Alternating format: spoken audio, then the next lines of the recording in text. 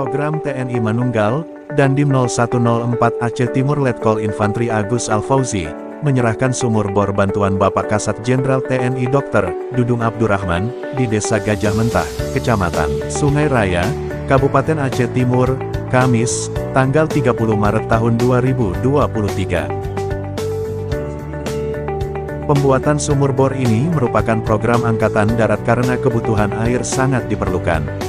Sekitar 90% masyarakat Indonesia sudah memiliki air bersih, artinya 27 juta masyarakat belum terdukung air bersih.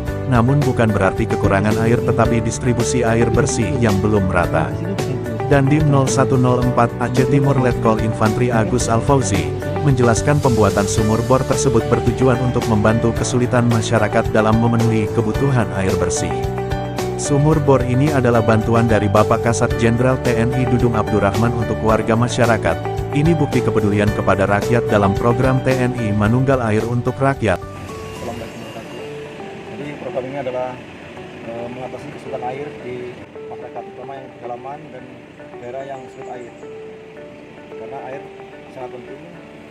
Rezeki kita kebutuhan air adalah makanan. Untuk kelanjutannya adalah mengadakan dan dilakukan oleh pasar membantu masyarakat dengan air.